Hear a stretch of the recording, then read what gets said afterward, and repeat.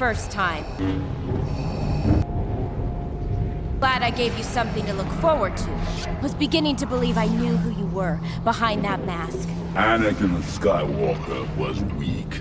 I destroyed him. Then I will avenge. Revenge is not the Jedi way. I am no Jedi.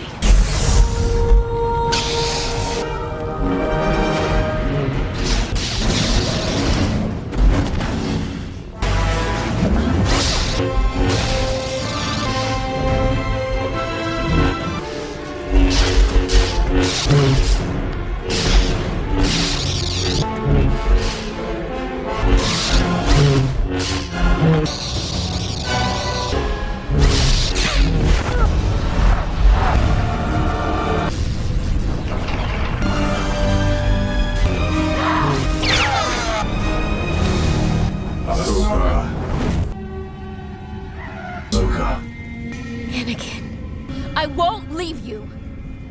Not this time. Then you will die. Then came Mortis, a planet that was not a planet, a dream, a vision, a test of the Force itself. There, they saw things they shouldn't have seen. Ahsoka, twisted by darkness, dying in Anakin's arms. Anakin faced with the truth of who he was and what he might become. It was more than a mission. It was a prophecy made real, and it terrified them both. But even in that nightmare, one thing was constant. They chose each other. The moment their shuttle was pulled into that strange rift in space, everything changed. The stars vanished, replaced by a white void that stretched into infinity. And then there was land, a jagged mountainous realm where the air shimmered like heat over desert sands, yet it was cool to the touch. Anakin Skywalker, Ahsokatano, and Obi-Wan Kenobi stepped into this place with the war still on their minds. But the Force here was overwhelming. It whispered and roared all at once. The ground pulsed faintly under their boots, as if alive. They met the ones, the daughter, radiant and calm, eyes like starlight, the son, a shadow-given form, words sharp as blades, and the father, a presence so ancient it felt older than the galaxy itself. He told them this world was the heart of the Force, a place where light and dark lived as beings, where balance was a fragile thing. The test began quickly. They were separated, drawn into illusions tailored to break them. Ahsoka found herself wandering through a forest where the colors bled into shadow. A voice called her name, soft at first, then sharper, twisting her doubts into weapons. The sun appeared, offering power, the ability to fight beside Anakin as an equal, to never be the Padawan left behind. His words slid into her heart, planting a seed of mistrust. When Anakin found her again, she was different. Her eyes were colder, her stance defensive. There was a darkness coiled inside her like a serpent, and before he could reach her, she attacked. The clash of blue lightsabers cracked the air, each strike heavier than the last. Anakin's voice broke as he called her name, but she did not answer. The son had her now. It was Obi-Wan and the daughter who brought her back. The daughter gave her life to heal Ahsoka, her light pouring into the young Togruta until her breath returned. When she awoke, she saw Anakin kneeling beside her, hands still trembling. His relief was quiet but fierce. He didn't speak of the tears she thought she glimpsed in his eyes, but Mortis was not finished with them. The father warned Anakin of a darkness within him, a destiny that could shatter the galaxy. The son sought to make that future real, showing Anakin visions of what he might become, Darth Vader. The images burned into his mind, cities burning, Jedi falling, Padme dying. His voice shook as he denied it. But somewhere deep inside, he feared it might be true. Ahsoka saw the weight of it pressing on him. She wanted to reach for his hand, to tell him he was better than whatever the Force showed him. But she also remembered the darkness she had felt. The moment she turned against him on that field, she had seen how quickly the light could falter. The days, or what passed for days, in Mortis bled together. Time did not move normally here.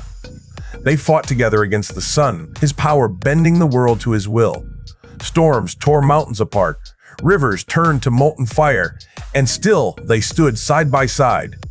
Ahsoka moving with him as if they had fought together for a lifetime, Anakin protecting her with a ferocity that left no doubt She was more than just a Padawan to him. And yet, the prophecy lingered. The Father's voice echoed in Anakin's mind. Balance must be preserved. The Chosen One must decide. The end came in a rush. The Son sought to destroy the Father, to plunge the galaxy into shadow. In the final battle, the daughter's sacrifice and the Father's choice ended it. The sun fell, the world began to collapse, and the light of Mortis faded. When they awoke, they were back in their shuttle, drifting in normal space. No time had passed. The war was still waiting, but something inside them had changed. Ahsoka could not forget the feeling of darkness in her veins, the way it had almost felt like home. She told herself it was just Mortis, just the sun's manipulation. Yet part of her wondered if the galaxy outside might hold shadows just as deep. Anakin did not speak of the visions, but they haunted him. In the quiet moments between battles, he would glance at her, as if making sure she was still here, still herself. He had chosen her over prophecy in that place, and though he would never admit it, he knew he would make the same choice again. Mortis became a secret between them, a dream that had felt more real than war, a vision they could never fully explain. But it bound them tighter than any victory in the field. For in that strange, impossible world, they had seen the worst of each other and still chosen to fight together. And perhaps that was the truest test of all. And then it broke. One moment she was a Jedi, a commander, a hero. The next, a suspect, a traitor, a fugitive. Someone set her up. An act of sabotage, not just against the Jedi Order, but against her heart, her purpose, her very name. She ran. Not because she was guilty, but because no one, except Anakin, believed she wasn't. Anakin, I understand more than you know. Ahsoka, I know. In that moment, he lost more than a Padawan. He lost the only person who truly saw the man beneath the mask. They came for her at dawn, not the enemy, not separatists, clones, her own men, the soldiers she had led into battle, the ones who had laughed with her, bled with her. Their faces were the same. Their eyes were not. They found the bombs in the hangar. They found the keycard in her quarters. They found her standing in the wreckage of a crime she didn't commit. She didn't fight back. She could have. The Force whispered 100 ways out, but she stood still because she thought, foolishly, that the truth would protect her. The temple cells were cold. The council's chamber was colder. Jedi Masters, her own mentors, sat high above her like judges in some ancient trial. Plo Koon's gaze was heavy with sorrow. Mace Windu's words were sharp as glass. And Anakin was on his feet, pacing, defending, demanding. They looked deeper, but the Order was already leaning away from her. War had made them paranoid. Fear had made them blind. And the Council was all too ready to sacrifice one of their own to keep the Republic's trust. She was stripped of her rank. Her lightsabers were taken. And the word Padawan was no longer hers. The military court was worse. The Republic's senators and soldiers watched her like she was already condemned. The accusations were loud. The evidence, planted but precise, was louder still. Every breath she took felt like it was on borrowed time. Anakin didn't stop. He tore through the lower levels of Coruscant, chasing rumors, fighting thugs, breaking rules. Every step he thought of her. Every lead he saw her face in the cell. Until he found the truth, not in some grand revelation from the Force, but in the shadow of someone he once called a friend, Barriss Offee, a Jedi, her peer, her betrayer. When Anakin confronted her, Barriss didn't deny it. She confessed to the sabotage, to the bombing, to turning against the war. Not because she hated Ahsoka, but because she believed the Jedi had already lost their way. Anakin dragged her to the court in the final moments of the trial. The truth came out. The charges against Ahsoka were dropped. Freedom was hers again. But trust was gone. The Council summoned her. Words of apology fell from their lips, too formal to mean much. They offered her the rank of Jedi Knight, skipping the final trials as a gesture of atonement. She looked at them, at the faces that had turned from her when she needed them most. And she thought of the cold cell, the silence from the people she had once called family. Her answer was simple. She refused. Outside the temple steps, the city hummed with life, as if the galaxy hadn't just shifted beneath her feet. Anakin followed her. He wasn't in armor.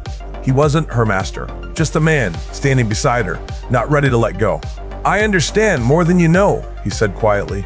She turned to him, eyes soft but steady. I know.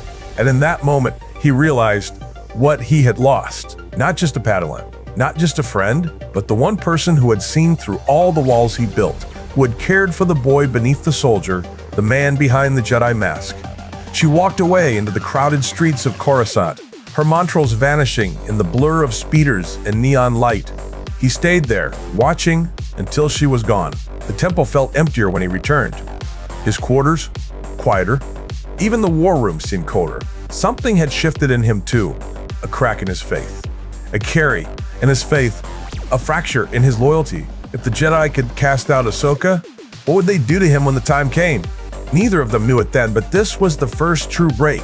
The moment their paths began to diverge. And though war would bring them together again, it would never be the same. For the first time, they walked separate paths.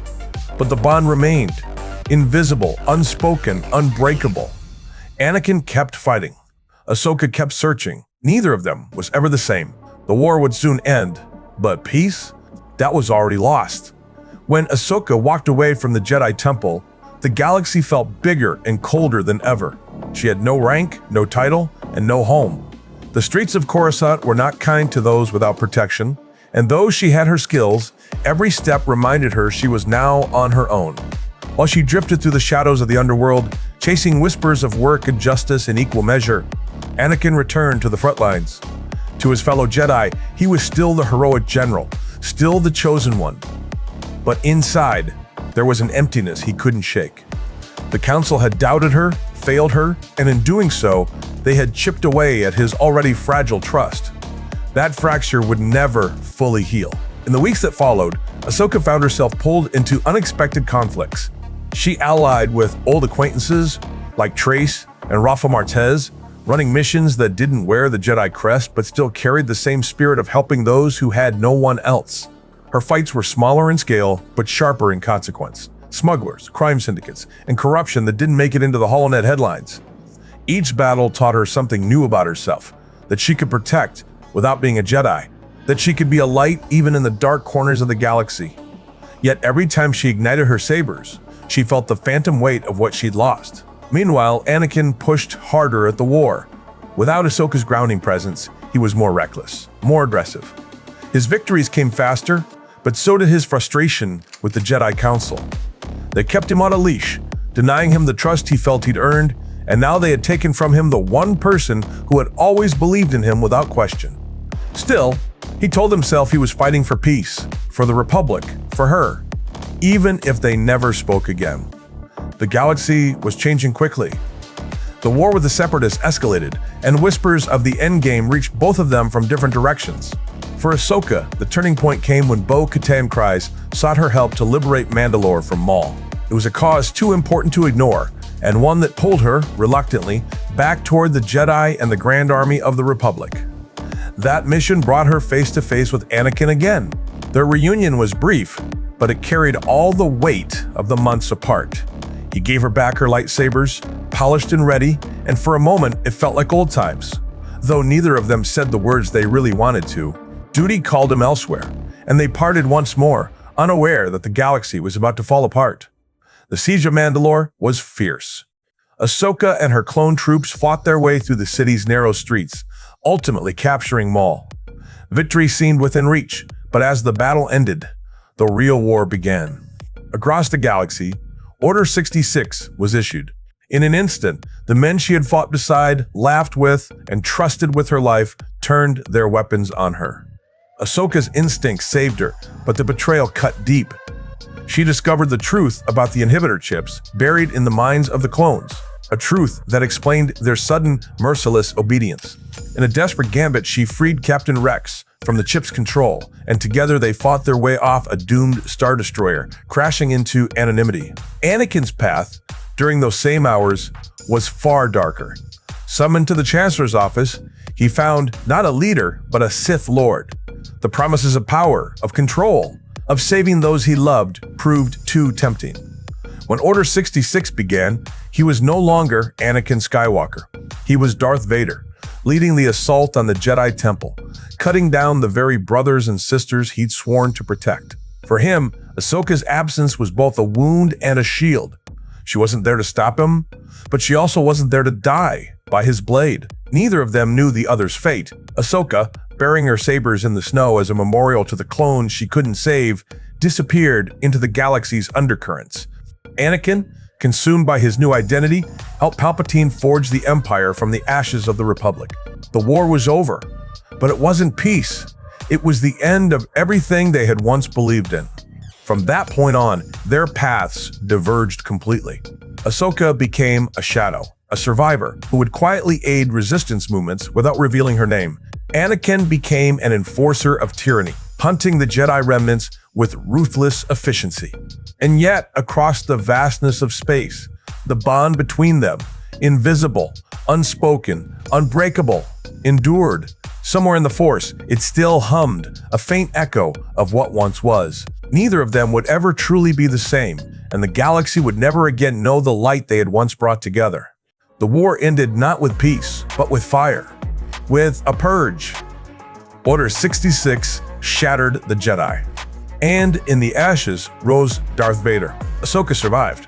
She felt it through the Force. The moment Anakin fell, years passed. She searched for survivors. She fought for those who still believed. But somewhere, deep in the galaxy's shadow, he waited. She didn't want to believe it, that her master, her friend, had become this dark creature. But when she stood face to face with him, in the ruins of the Sith temple, "I won't leave you, not this time. Then you will die." That was Anakin's voice no more. Yet even then, beneath the mask, behind the rage, she felt it. A flicker, a whisper of the man he used to be, Anakin Skywalker. She couldn't save him, but she never stopped believing. And maybe, just maybe, he never fully let her go either.